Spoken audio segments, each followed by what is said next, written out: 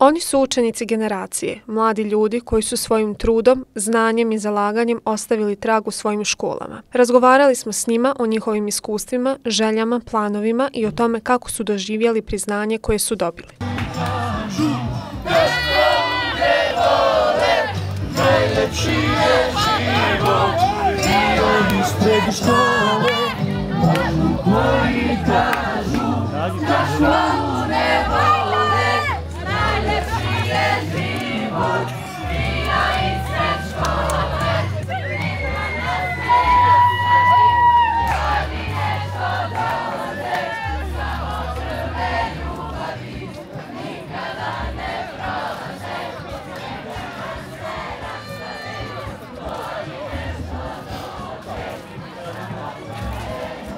Učenik Dobrica Ristić ističe da će srednju školu pamtiti po dobrim stvarima. Posebno izdvaja druženja, kako s razrednim kolegama, tako i s vršnjacima iz cijele škole, što su, kako kaže, bili trenuci koje će pamtiti. Važnu ulogu u njegovom školovanju imale su i vannastavne aktivnosti, posebno sportske, u kojima je rado učestvovao i u kojima je, osim prijateljstava, stekao i znanje koja će moći primijeniti i u praksi. Kada si saznao da si baš ti učenik generacije? Pa bilo mi je drago, mojima je bilo jako drago i generalno stiglo je mnogo informacija od raznih ljudi i svima je jako bilo drago. Dalje fakultet, htio sam upisati DIF, ali zbog nekih okolnosti to neću moći, pa sada pretpostavljam da ću upisati pedagoški fakultet u Bijeljini. Generalno nemam način rada zato što svakog profesora sam uzimao ono najbolje, ali definitivno htio da pomenem svoju razrednu Slavojku Nikolić, ona je najveći utisak ostavila od svih profesora, sigurno. Ona predaje matematiku. Učenik Filip Bogeski se s osmihom prisjeća svih lijepih trenutaka iz srednjoškolskih dana, kako onih provedenih u učionici, tako i onih van nje. Posebno ističe izazove koji su on i njegovi vršnjaci zajedno savladavali, a upravo zbog toga srednjoškolski period smatra jednim od najljepših u svom životu. Ove godine su mu, kako kaže, pomogle da nauči kako da organizuje svoje vrijeme i obaveze, razvije sposobnost istovremenog obavljanja više zadataka i otkrije kroz vannastavne aktivnosti u čemu je dobar, ali i na kojim područjima treba još da radi. Kada sam tek saznao, prvo nije udarila odmah realizacija, poslije par dana mi je tek došlo u glavu da je to stvarno veliki uspjeh i jako sam zadovoljan i ponosan na sebe. Postavljam i tvojima? Da, i mojima je bilo baš puno sreće i a što tiče budućnosti, naravno to uključuje upisati se na fakultet. Sad moja neka želja bila da idem van, tipa Slovenija, gdje sam mi predao papire, međutim predao sam i Banja Luci, pa ćemo vidjeti. Medicinski fakultet je u pitanju. Poljoprivredna medicinska škola je jedna od boljih škola u Brčkom distriktu, samim tim što pored dosta nauka uči djecu i dosta zanata. Sav kolektiv je za pohvalu, tako da ja sam prezadovoljan ovom školom. Samo da veruju u sebe i da svaka greška nije greška, nego, kako kažem, mogućnost za korak naprijed.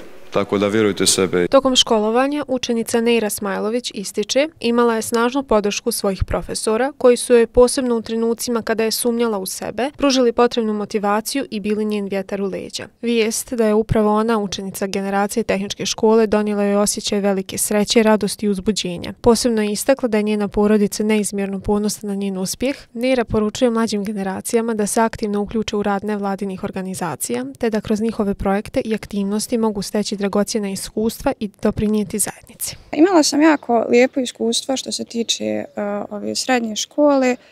Profesori su zaista bili jako posvećeni nama učenicima, prenijeli su dosta znanja koje će nam kasnije mnogo koristiti.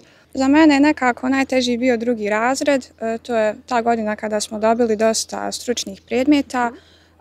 Iako bi mi svi voljeli da sve ide glatko i savršeno, to baš nije uvijek slučaj, tako da nekako najizazovnije bilo je naučiti da se nosim sa neuspjesima i kako ne odustati, nastaviti dalje.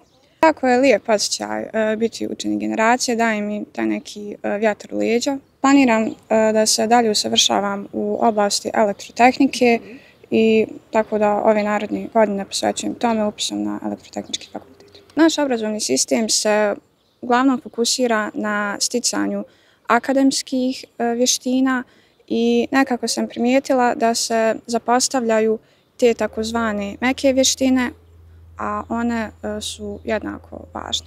Za učenika Stefana Vujinovića jedan od najvećih izazova tokom školovanja bio je DSD, program naprednog jezika, koji je zahtijevao dodatni trud i posvećenost. Od vannastavnih aktivnosti na kojima je učestvovao posebno izdvaja čitalački klub, koji je značajno doprinio razvoju njegovog kritičkog mišljenja. Stefan planira da upiše studije fizike i svoju profesionalnu budućnost vidi upravo u toj oblasti. Bili smo svi nekako iznenađeni i nekako taj trenutak kada shvatite da je trud i rad kroz ti 4 godine prepoznat, stvarno je neopisiv. Svi profesori su nekako imali utjecaj na mene, ali eto izdvojio bih moju profesoricu srpskog, profesoricu njemačkog i moju razrednu, koje su nekako, mislim, najviše imale utjecaja na mene. Mislim da svako ko ima planove da nastavi dalje školovanje, gimnazija pruža nekako najbolji temelj. Ako nisu sigurni čime bi se u budućnosti bavili, definitivno preporučujem gimnaziju. Ne treba da se izostaje iz škole, mislim, ne treba, može, ali uvijek to treba da bude opravdano. Treba da se učestvuje na dosta takmičenja, to se nekako najviše boduje. Vijeće učenika, van nastavne aktivnosti, odnosno te sekcije, dodatne nastave se i ne boduju, ali mislim da trud i rad su nešto što je najviše potrebno da bi se postalo učenik generacije. Pa jeste. Ima stvarno dosta učenika koji su odlični, koji rade i stvarno cijenim ih.